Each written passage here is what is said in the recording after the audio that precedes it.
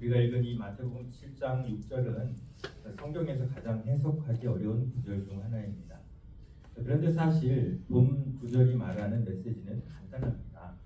이해하는 것도 어렵지 않습니다. 기록된 그대로 읽으면 해석도 필요 없는 본문이죠. 거룩한 것을 개에게 주지 말며 너희 진주를 돼지 앞에 던지지 말라. 그들이 그것을 발로 밟고 돌이켜 너희를 찢어 상하게 할까 염려하라. 아주 쉬운 그런 메시지인데 이 본문의 해석을 어렵게 만드는 것은 바로 이 거룩한 것이라는 이 단어입니다. 도대체 이 본문에서 이 거룩한 것이라는 단어가 의미하는 것이 무엇일까요? 전후 구절을 살펴봐도 거룩한 것이 무엇인지 파악하기가 어렵습니다. 1절에서 5절은 비판하는 것, 비판하는 사람, 비판을 받지 아니하거든 하면서 시작해서 자기 눈에 들보, 남의 눈에 티 이런 것을 말씀하고 계시고요. 또 마태복음 7장 7절에는 이 6절 바로 다음에 7절에는 우리가 잘 아는 말씀 뭡니까? 구하라 주실 것이요 찾으라 찾으라 이 말씀이 나와요.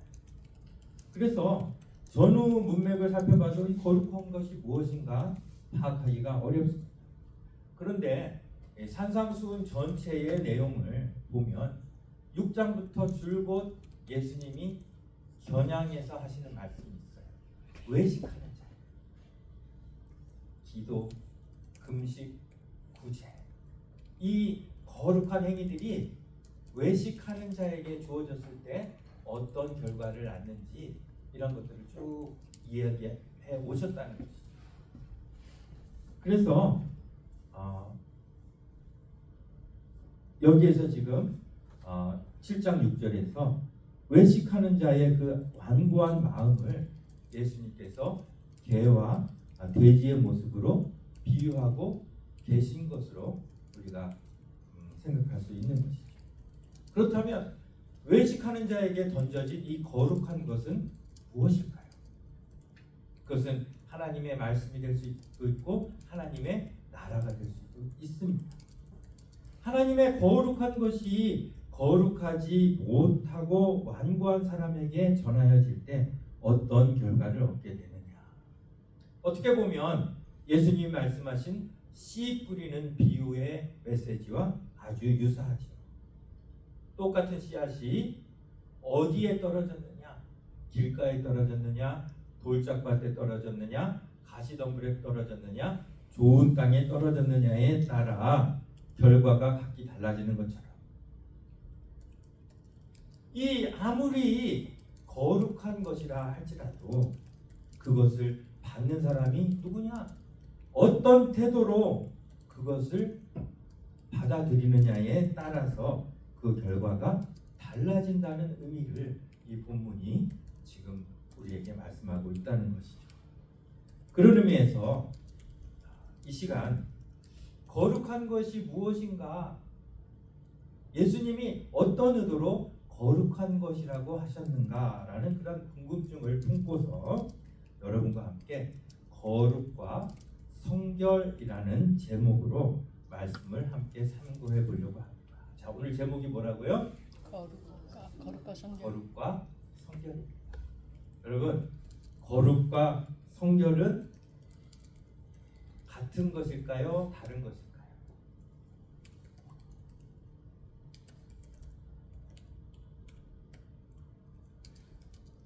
예, 좋습니다. 이렇게 여러분들이 고민을 하셔야 됩니다.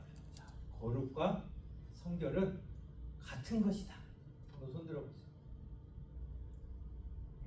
다른 것이다. 예. 다르다면 어떤 차이가 있을까요?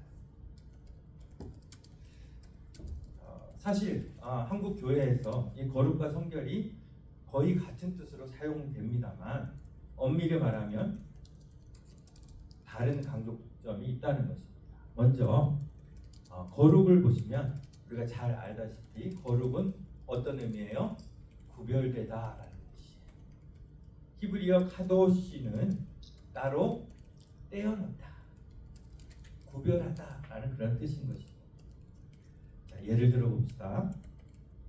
여러분, 성막은 거룩한 곳입니까? 거룩하지 않은 곳입니까? 거룩한 곳. 특별히 지성소는 지극히 거룩한 곳이에요.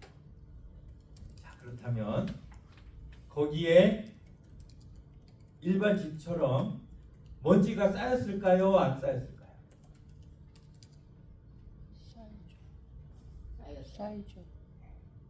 당연히 먼지가 쌓였겠죠. 사막 한가운데 있는데 어떻게 먼지가 안 쌓였겠습니까? 자, 그러면 그렇게 먼지가 쌓인 곳이 어떻게 거룩한 곳이 될 수 있을까요? 성막이나 성전이 거룩한 이유는 먼지가 하나도 없고 깨끗해서가 아니라 하나님께 구별되었기 때문에 거룩한 것입니다. 여러분들 믿으시죠? 안식일이 거룩한 이유는 무엇입니까? 그날이 다른 날보다 능력이 있거나 도덕적으로 우월해서가 아니라 그날이 하나님께서 구별하셨기 때문에 거룩한 것입니다. 제사장은 하나님께 구별된 사람이죠. 그러면 제사장은 천사처럼 죄를 전혀 짓지 않고 살까요? 만일 제사장으로 구별된 후에 사람이 죄를 하나도 짓지 않고 살 수 있다면 예수님이 이 땅에 오실 이유가 없겠죠. 왜냐하면 인간 스스로도 죄에서 멀어질 수 있는 능력이 있기 때문에. 하지만 제사장이라 할지라도 여전히 죄를 지을 수밖에 없습니다. 그럼에도 불구하고 하나님은 그들을 여전히 무슨 제사장? 거룩한 제사장이라고 부르십니다. 그들이 죄를 하나도 짓지 않아서가 아니라 그들이 깨끗해서가 아니라 하나님이 구별하셨기 때문에 거룩한 것입니다. 결국 거룩은 깨끗함보다는 하나님께 속한 상태를 이야기하는 것입니다.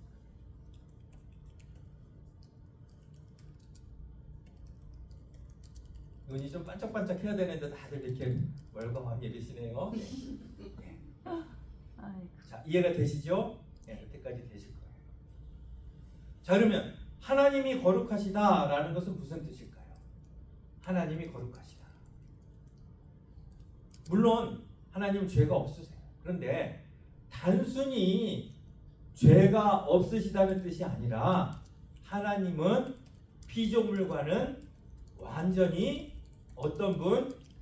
구별된 분이라는 의미예요. 그게 하나님은 거룩하시다는 의미예요. 자, 그렇다면 인간이 거룩하다는 건 무엇입니까? 그 하나님께 속하도록 구별되었다. 이것이 거룩이에요. 신약에 교회들이 여러 교회들이 나옵니다. 그런데 가장 타락하고 가장 음란한 공동체가 고린도 교회. 고린도는 항구 도시예요. 선원들의 낙원이라고 불렸어요. 선원들의 낙원이라면 어떤 문화일지 여러분들 상상이 가시죠? 향락 문화가 발달되어 있고 성적으로도 매우 타락한 곳이었어요. 그런 문화 속에서 세워진 고린도 교회는 그 고린도의 문화를 완전히 벗어버리지 못했어요. 그래서 세상 사람들이 보기에도 결코 깨끗하지 않아요. 그런 공동체였기 때문에 바울은 그 사실에 대해 고린도서를 통해 여러 차례 책망을 합니다. 여러분, 고린도 교회의 모습만 보면 절대로 거룩한 공동체라고 할 수 없어요. 그런데 바울이 고린도 교회를 뭐라고 부르고 있는지 한번 보세요. 1장 2절 말씀 우리 다 같이 한번 읽어볼까요? 시작. 고린도에 있는 하나님의 교회 곧 그리스도 예수 안에서 거룩하여지고 성도라 부르심을 받은 자들. 여러분, 이게 말이 됩니까? 누가 봐도 거룩과는 거리가 먼 고린도 교회인데 바울은 왜 그들을 이렇게 부르고 있을까요? 그냥 인사차 듣기 좋으라고? 아닙니다. 실제로 그들이 거룩한 사람이기 때문에 이렇게 부르는 것입니다. 어떻게 해요? 그들의 공로가 아니라 하나님의 은혜로 우리는 거룩하다 부르심을 받은 것입니다. 어디 안에서? 그리스도 예수 안에서. 우리 길교회 공동체는 거룩한 공동체입니까? 아닙니까? 거룩한 공동체. 믿으시죠? 아멘. 우리가 잘해서 잘나서가 아니에요. 예수 그리스도 안에서 우리는 거룩한 공동체인 것입니다. 하나님은 고린도 교회의 죄를 외면하신 것이 아니에요. 죄를 여전히 보셨지만 그리스도 안에서 그들을 먼저 하나님의 백성으로 모신 것입니다. 이것이 바로 거룩. 결국 성도의 거룩을 결정하는 것은 성도의 행실이나 자격이 아니라 전적인 하나님의 의지에 달려 있습니다. 하나님이 그를 구별하셨느냐 아니냐에 따라 성도의 거룩이 결정이 되는 것입니다. 따라서 거룩을 한마디로 이야기한다면 이렇게 이야기할 수 있습니다. 우리 한번 같이 읽어볼까요? 거룩이 뭡니까? 하나님께 속한 사람에게 하나님이 부여해 주신 신분이나 지위. 그래서 우리가 다 성도라고 부르잖아요. 거룩한 성도, 거룩한 무리.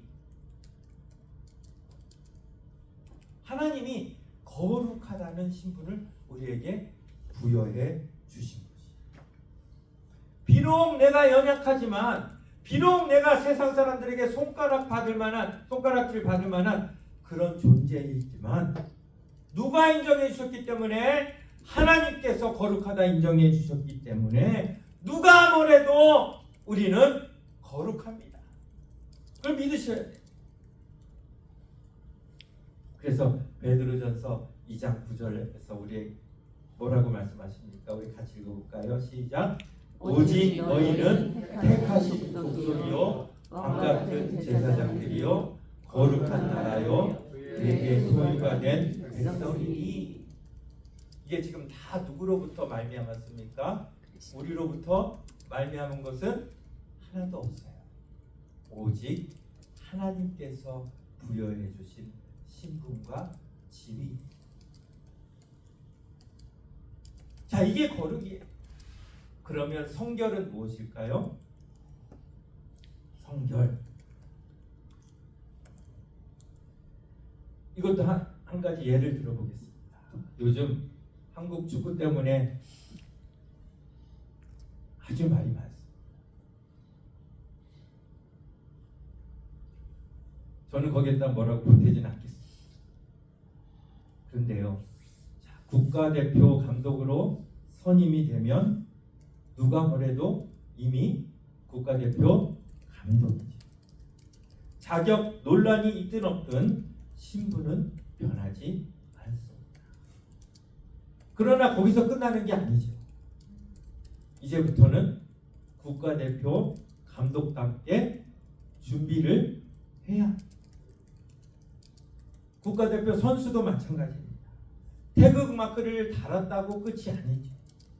태극마크에 부끄럽지 않게 실력을 키워야 합니다. 태극마크를 달면 내 이름보다 먼저 대한민국이라는 이름이 보이기 때문입니다. 하나님이 우리에게 거룩하다라고 하신 이유도 바로 여기 있어요. 우리에게 거룩을 부여하시는 순간 우리에게는 그 거룩에 대한 책임이 부여되는 것입니다. 그리고 그 거룩에 대한 책임을 우리가 뭐라고 얘기해요? 성결이란 말이에요. 이제는 내 이름이 아니라 하나님의 이름을 달고 살아가라.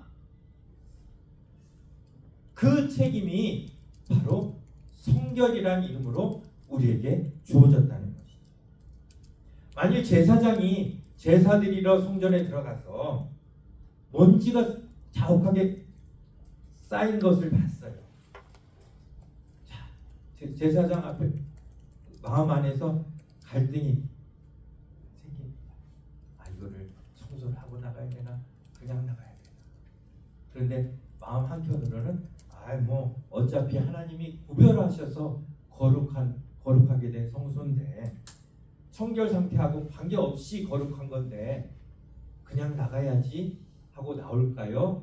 아니면 먼지를 닦고 나올까요? 제사장이 아니라서 모르시겠죠? 아니래도 알아요. 닦고 나와있죠. 눈으로 보입니다. 그렇죠. 예. 하나님이 구별하신 것이 그것이 기물이든 사람이든 교회든 하나님의 거룩성을 대변하지 못하고 있을 때 인간의 입장에서 그것이 하나님의 영광과 거룩을 대변할 수 있도록 최선을 다해서 정결케 하는 그 과정, 그것을 성결이라고 합니다.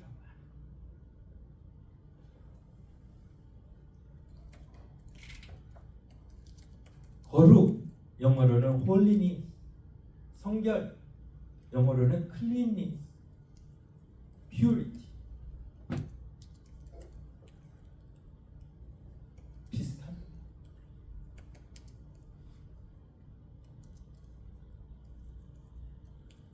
성결이 거룩에서부터 시작되는 거예요.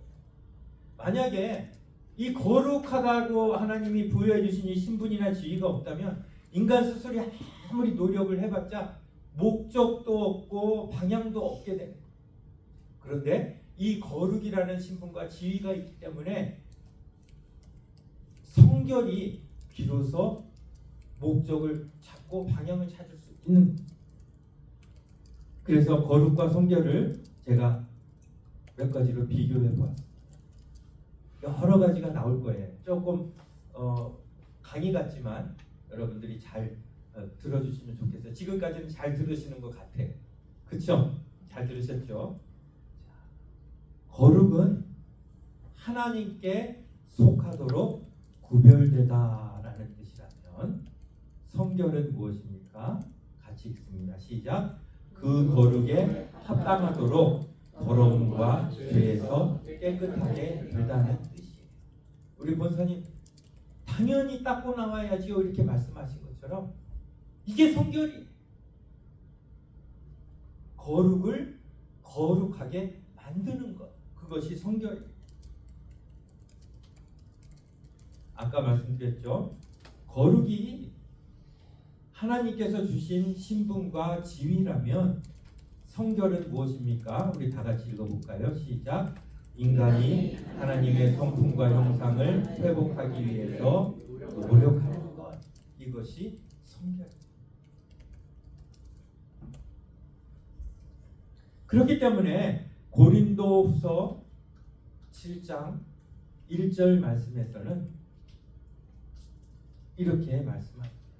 우리 한번 고린도후서 7장 1절 말씀을 다 같이 한번 읽어보겠습니다. 시작. 하나님을 두려워하는 가운데 거룩함을 온전히 이루라. 자, 이것은 거룩에 관한 말씀입니까? 성결에 관한 말씀입니까? 성결에 관한 말씀. 이미 이루어진 거룩이 아니라 우리가 이루어야 할 거룩. 자, 이렇게 볼 때 거룩에는 두 가지 개념이 있는 것이죠. 하나는 그야말로 거룩, 즉 하나님이 부여해 주신 지위와 신분. 그리고 또 하나의 거룩은 뭐예요? 성결, 즉 우리가 이루어야 하는 깨끗한 삶. 그래서 성경을 읽다 보면 어떤 때는 거룩이 신분을 말할 때도 있고 어떤 때는 거룩한 삶을 말할 때도 있어요. 그래서 우리가 이게 뭐지? 헷갈릴 때가 있어요. 그런데 이 두 개념을 바로 거룩과 성결이라는 두 단어로 구분해서 설명하면 훨씬 쉽게 이해가 되는 것이죠. 자, 이거는 고린도전서 6장 11절 말씀은 거룩에 관한 말씀일까요? 성결에 관한 말씀일까요? 자, 한번 읽어보겠습니다. 시작. 너희는 씻음을 받았고 거룩함을 받았고 의롭다 하심을 받았느니라. 자, 이거는 거룩에 관한 말씀입니까? 성결에 관한 말씀입니까? 거룩. 모두 A+ 학생들 같아요. 너무 잘했어요. 그 다음에 그렇다면 데살로니가전서 4장 3절 말씀 한번 읽어보겠습니다. 시작. 하나님의 뜻은 이것이니 너희의 거룩함이라. 자, 이것은 거룩에 관한 말씀입니까? 성결에 관한 말씀입니까? 성결. 이거는 이미 이루어진 거룩이 아니라 우리가 이루어야 할 거룩, 즉 성결에 관한 말씀.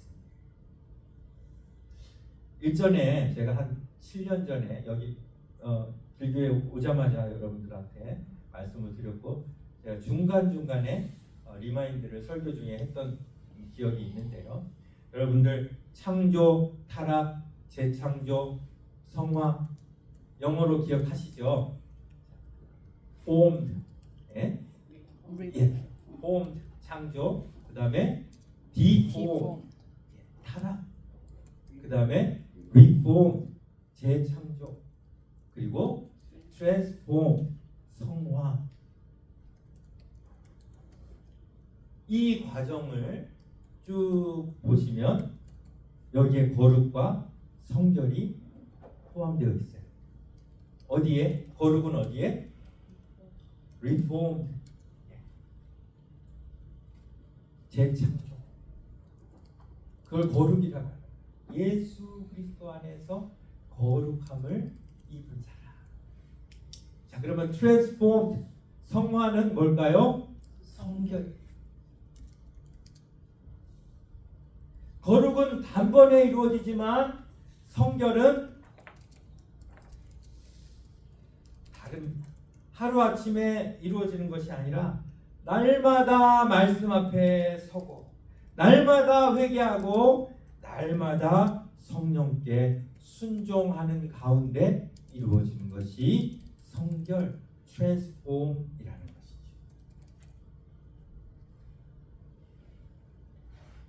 그래서 빌립보서 2장 12절 말씀에서 바울은 이렇게 이야기합니다. 같이 읽겠습니다. 시작. 두렵고 떨림으로 너희 구원을 이루라. 이거는 성결에 관한 말씀이죠. 우리가 이루어야 할 구원, 거룩. 그러면서 바로 이어서 13절에서 바울은 이렇게 이야기합니다. 같이 읽습니다. 너희 안에서 행하시는 일은 하나님이시니. 하나님이 역사하고 우리는 순종하면서 이루는 것, 이것이 성결이라는 거예요. 우리 마음대로 거룩의 기준을 삼는 것이 아니라 하나님이 역사하시고 우리가 순종할 때 성결이 이루어진다는 것입니다. 거룩은 우리의 공로 없이 이루어집니다. 하지만 성결은 끊임없는 노력이 요구됩니다. 물론 성결 역시 우리의 힘만으로 이루어지는 것이 아니라 성령께서 우리를 도와주셔야 합니다. 그리고 성령께 우리 장로님 아까 기도하실 때 보혜사 성령님 계속 강조를 해주셨는데 맞습니다. 성령께 우리가 날마다 순종할 때 우리는 성결을 이룰 수 있는 것입니다. 자, 이제 결론입니다. 자, 이해 잘하셨죠? 결론입니다. 결론으로 우리 거룩과 성결을 다시 한번 정리합니다. 아까 말씀드린 내용이 반복이 될 수도 있습니다만, 자, 한번 같이 읽어보겠습니다. 시작. 거룩은 하나님께 속한 신분이고 성결은 하나님께 속한 사람이 살아가는 방식입니다. 이해가 되십니까? 거룩이라는 신분의 옷을 입었지만 우리가 하나님의 뜻대로 살아가지 않으면 안 된다는 것이, 옷에 합당한 그러한 삶, 그것이 성결이라는 것이죠. 자, 그 다음에 읽어보겠습니다. 시작. 거룩은 하나님께서 우리를 구별하신 것이고 성결은 우리가 그 구별에 합당하게 살아가는 것입니다. 거룩의 주체는 누굽니까? 하나님. 성결의 주체는 우리. 그 다음에요. 시작. 거룩이 뿌리라면 성결은 열매입니다. 그렇죠? 뿌리가 없이는 열매가 맺지 않습니다. 거룩이 없이는 성결이 불가능하죠. 거룩이 뿌리라면 성결은 열매이고, 그 다음에 시작. 거룩이 신분이라면 성결은 생활입니다.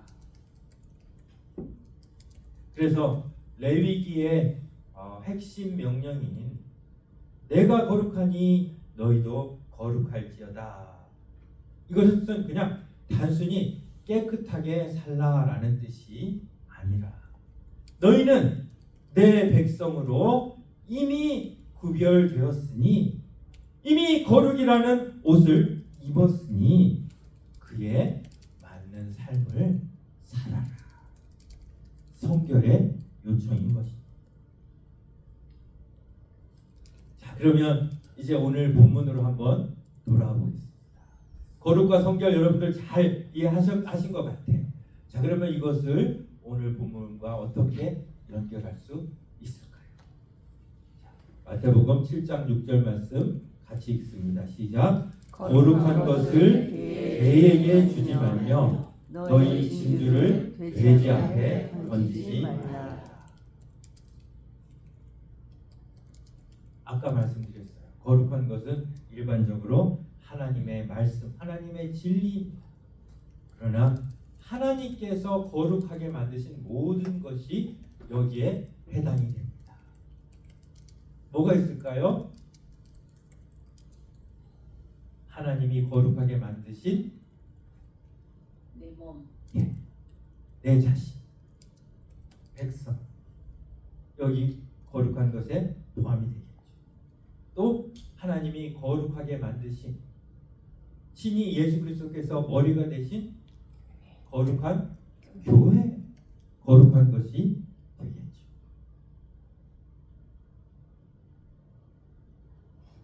그렇기 때문에 우리는 여기서 질문을 해야 합니다. 하나님께서 거룩하게 여기시고 진주처럼 여기시는 나 자신을, 우리 교회를 나는 얼마나 소중하고 존귀하게 여기고 있는가? 이 질문에서부터 성결이 시작되는 거죠. 무조건 그냥 깨끗하게 살아라, 무조건 도덕적으로 윤리적으로 살아라, 이게 아니에요. 하나님은 우리를 진주로, 거룩한 진주로 부르셨는데 우리는 스스로를 값싸게 여기고 있지는 않은지,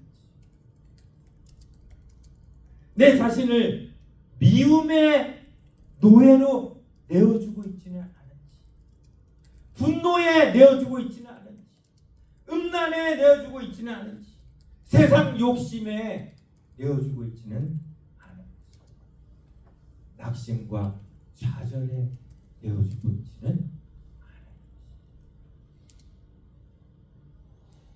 하나밖에 없는 아들을 내어주시면서 거룩하게 하신 우리라면 당연히 하나님의 보배처럼 진주처럼 살아야 하는데,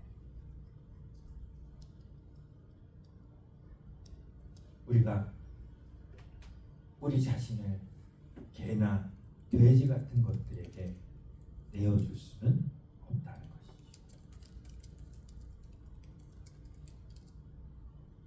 과거에 받은 상처가 있을 수 있습니다. 그런데 그 상처에 여전히 계속해서 조종당하면서 사는 것. 그 상처 때문에 한 걸음도 앞으로 나아가지 못하는 것. 정말 하나님이 원하시는 길일까요? 정말 우리 길교회가 나아가야 할 길일까요?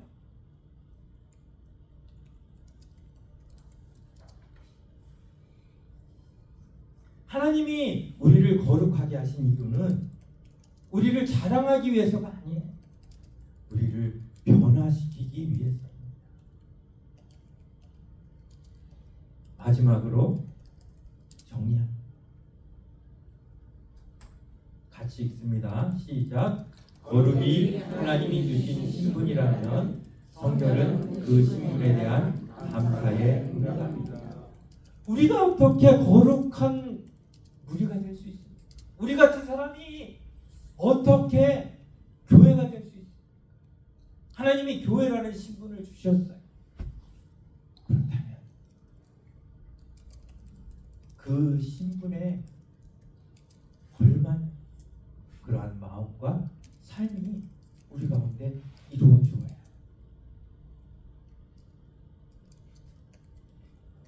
또 읽겠습니다. 시작.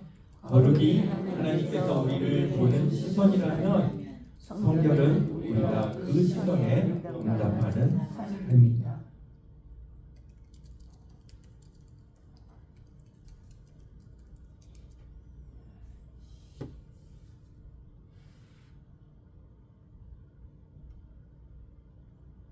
마지막으로요. 같이 읽습니다. 시작. 거룩이 하나님이 우리에게 주신 이름이라면 성결은 그 이름을 부끄럽지 않는 삶이다. 부끄럽게 하지 않는 삶입니다. 하나님은 오늘도 저와 여러분을 향해서 너는 내 것이다 라고 말씀하세요. 그게 거룩이에요. 그렇다면 우리의 평생의 기도는 뭐가 될 수 있어요? 주님, 저도 주님의 사람답게, 주님의 교회답게 살게 해 주옵소서. 이거면 충분하지 않습니까? 그것이 바로 성결이라는 것이죠. 하나님께서 주신 이 거룩이라는 이름을 부끄럽게 하지 않는 그 성결을 우리 안에 이루기를 소망하며 이번 한 주도 하나님의 이름으로 된 이 태극마크를 달고 거룩한 백성답게 살아가시는 저와 여러분 되시기를 간절히 축원합니다.